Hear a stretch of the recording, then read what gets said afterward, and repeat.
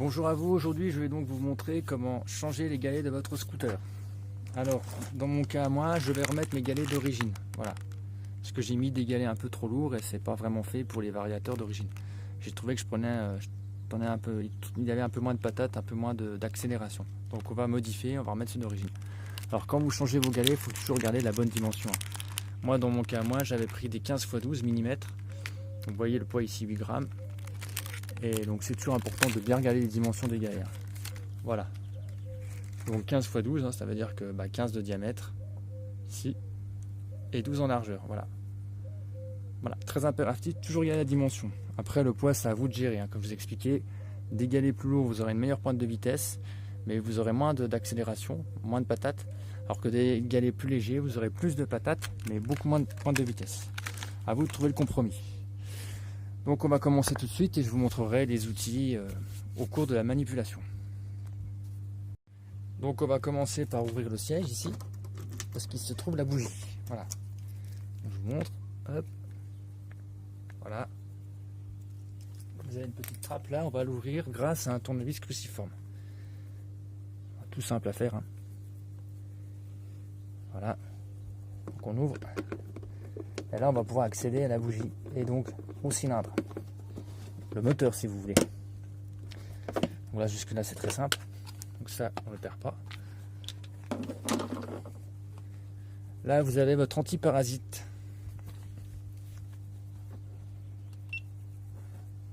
Donc ici vous avez votre antiparasite et on va l'enlever.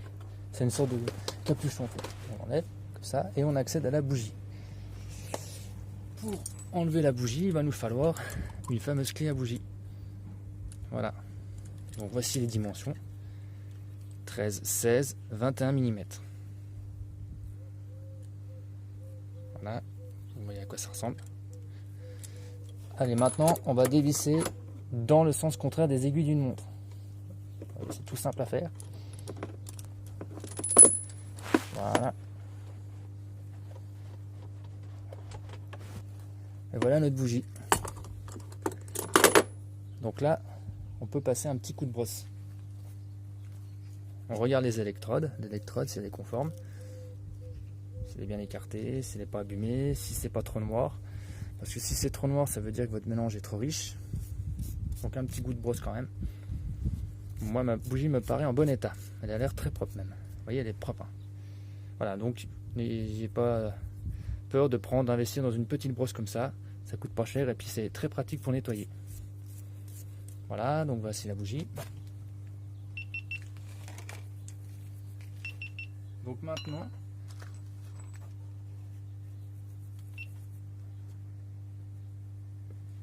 on va donc prendre cet outil qui s'appelle un bloc piston. Donc le bloc piston, comme son nom l'indique, ça sert à bloquer les pistons.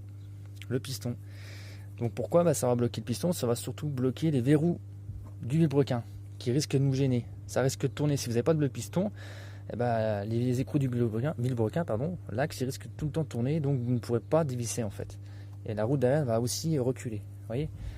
Donc toujours essentiel le bloc piston qui permet donc de bloquer le vilebrequin, enfin de bloquer le piston et donc les axes du vilebrequin. Donc ça, dans le sens, là on va le mettre, on va le visser. Et là, pour visser, alors déjà c'est la partie là qu'on va mettre. Cette partie ici qu'on va enfiler. Donc là, c'est dans le sens des aiguilles d'une montre. Je le visse.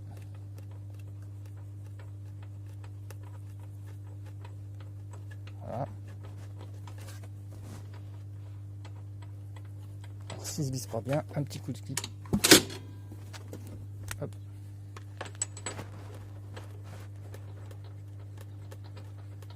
Voilà, là il est bien vissé.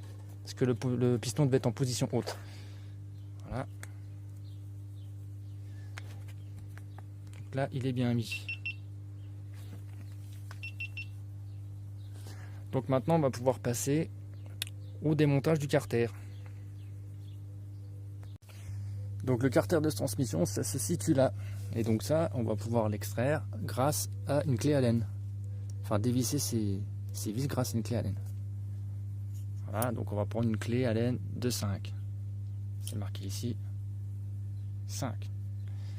Donc je vais recadrer ça mieux.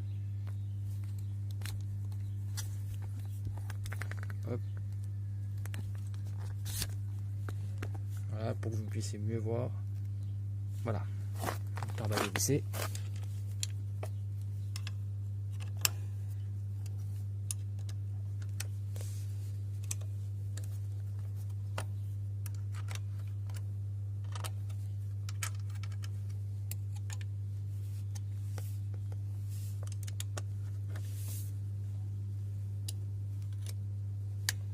Alors il faut toujours avoir une petite boîte comme ça pour pas perdre ces vis.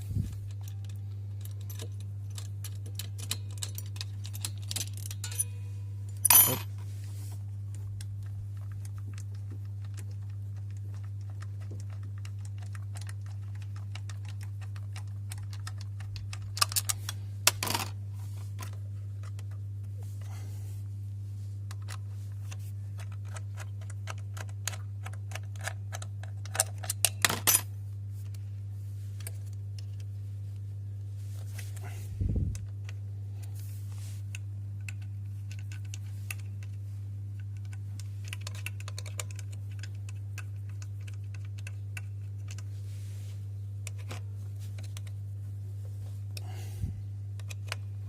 Donc ça c'est le carter de transmission. C'est là où se trouve le variateur. Qui, je le rappelle, fait office de boîte à vitesse. Je vais vous montrer toutes les différentes parties du vario.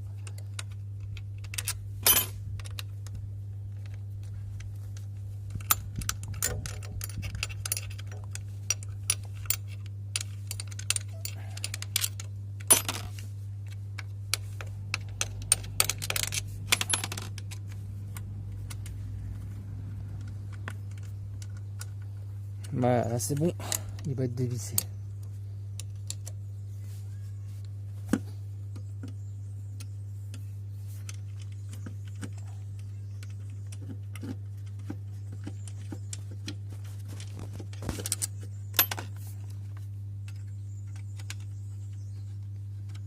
Voilà, donc toujours avoir cette petite boîte. Alors je vais vous montrer les différentes parties. Voilà. Donc ici vous avez notre cloche, donc ça c'est l'embrayage. Et ici c'est notre joue fixe du vario. Et là c'est la joue mobile. Donc on va prendre une clé de 17. Une clé à pic de 17. Donc vous voyez voir l'intérêt du bloc piston, c'est de bloquer ça, vous voyez, les écrous du bloc. Si j'avais pas le bloc piston, bah ça serait tourné dans le vide. Donc on y va.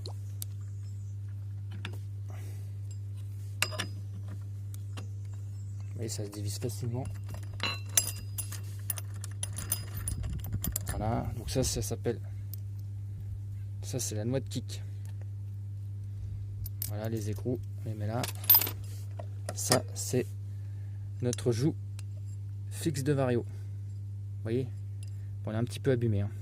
Ça c'est la joue fixe. C'est la partie du vario, des parties du vario, qui est décomposée en deux parties là. Il est composé en deux parties, donc joue fixe. Ça c'est la courroie. Ça, le petit anneau là, la petite rondelle là, faut pas la perdre. Très important. Ici c'est la cloche, donc là on va détendre la courroie parce que ce serait impossible de remettre la courroie après. Donc on appuie ici. Je vais vous montrer bien. Oui, vous appuyez ici. Et vous voyez, ça détend. Ça détend votre courroie. Voilà. Ne vous inquiétez pas, ça se remettra. Donc là, on va extraire le vario.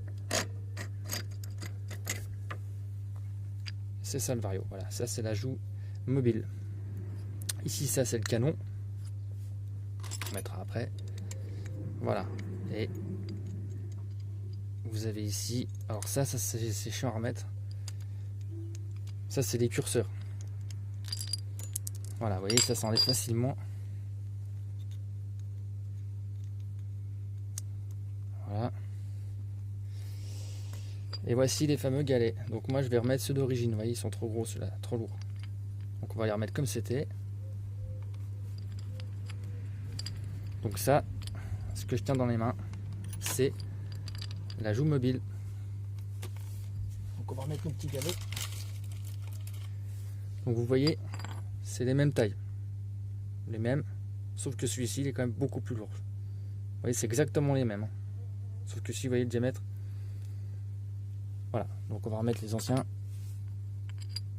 Donc c'est simple à remettre. ça.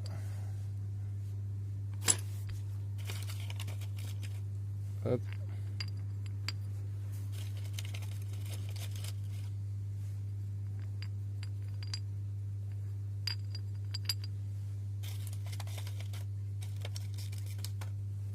Et voilà. Et donc il se déplace vers l'extérieur avec la force centrifuge, hein, comme on a expliqué, et ça va pousser la joue fixe, enfin la joue mobile, pardon, vers la joue mobile, celle-ci.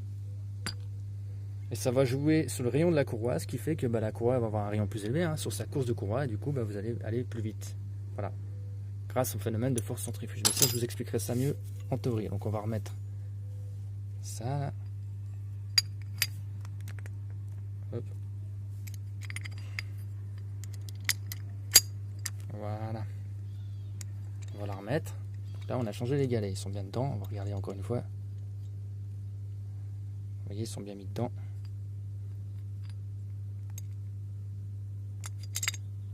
Voilà. Et là, on peut remettre. On va mettre notre canon. Voilà. La rondelle se met toujours après. On va d'abord remettre la courroie, bien sûr. Comme elle était détendue, c'est parfait. On remet notre rondelle. Comme cela. Ne vous inquiétez pas pour la courroie, elle va se remettre. Hein. Avec quelques coups de kick, elle va se retendre.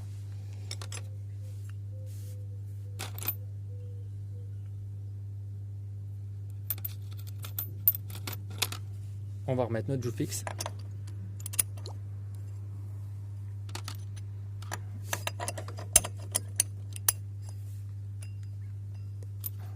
Notre mode kick et nos écrous, voilà. Et on va resserrer avec notre clé.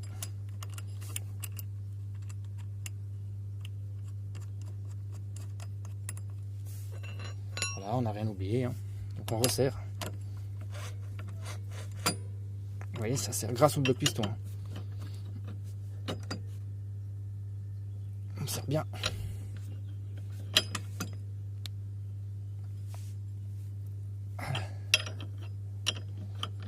On va pouvoir remettre le carter de transmission.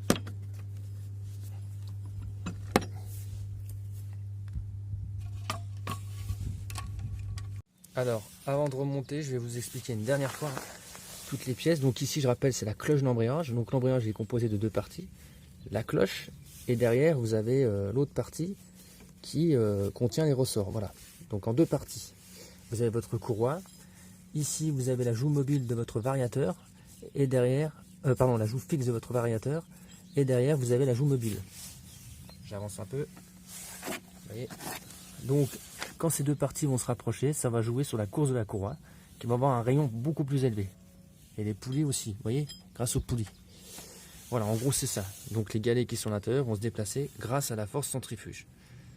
Donc la force centrifuge, si vous vous rappelez, hein, c'est par exemple quand on a appris ça en école primaire, c'est par exemple un véhicule qui prend un virage, il va être poussé vers l'extérieur. Voilà. Il va être poussé vers l'extérieur et éloigné de son centre. En gros, c'est ça. Voilà, donc maintenant, on va pouvoir remonter. Voilà. Donc, on va remonter le carter. Alors, vous inquiétez pas, la courroie, hein, je vous l'ai déjà dit, mais elle va se rentendre automatiquement quand vous allez allumer le scooter avec le kick. Ça, c'est un petit peu plus embêtant à mettre. Voilà.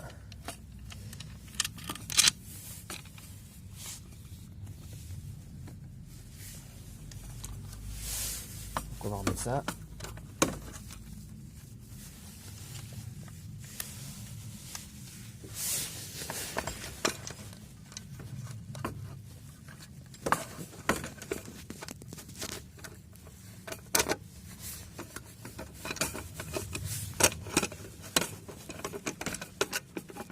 Voilà.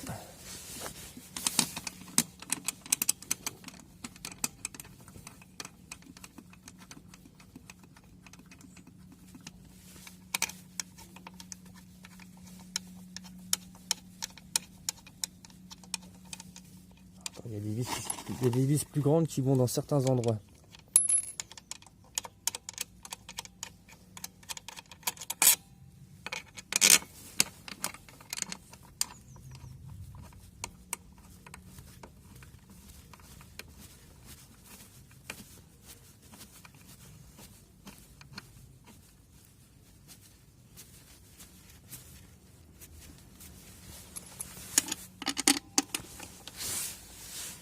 on va revisser tout ça.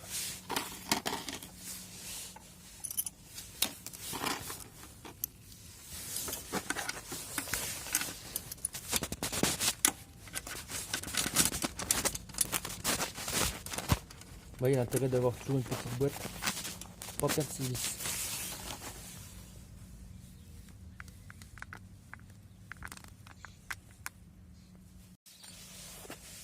Voilà, donc maintenant on a juste à resserrer bien à la clé.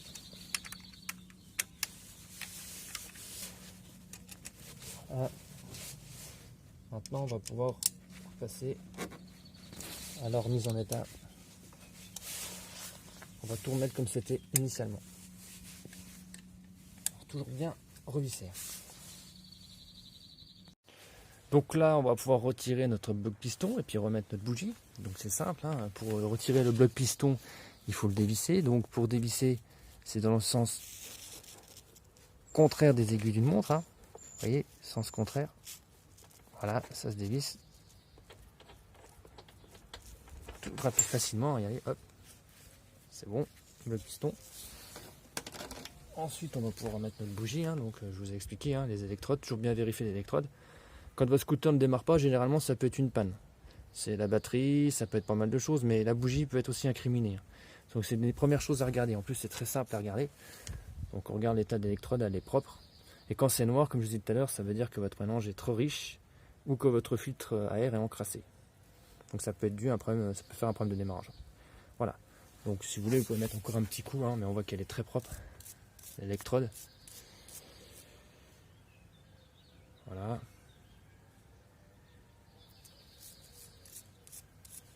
Un petit peu de...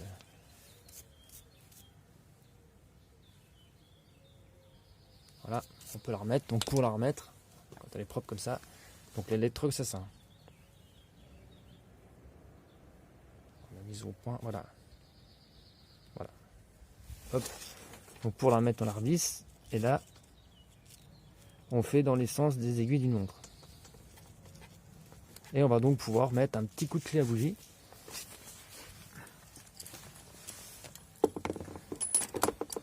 Force pas trop. Voilà. Et on va mettre notre anti-parasite. Comme ça là. On peut refermer. Et on va refermer le capot bien sûr. Toujours avoir les éléments près de soi. Hein. Pas trop éparpiller les choses. Ça gagne du temps.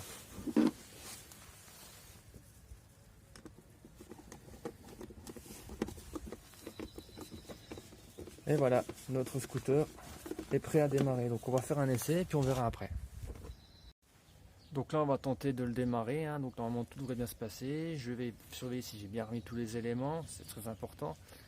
Voir si tout fonctionne correctement. Et je prendrai peut-être avec la GoPro, je vous ferai une petite vidéo immersive pour voir comment le booster se comporte. Voilà. Donc il n'y a rien de grossier, il n'y a rien de sorcier à faire ce genre de choses, de manipulation. Changer les galets, c'est une manipulation enfantine. J'espère que vous avez appris quand même quelques bases, hein. Et puis on se retrouvera pour la prochaine fois. Donc là je vais le démarrer devant vos yeux.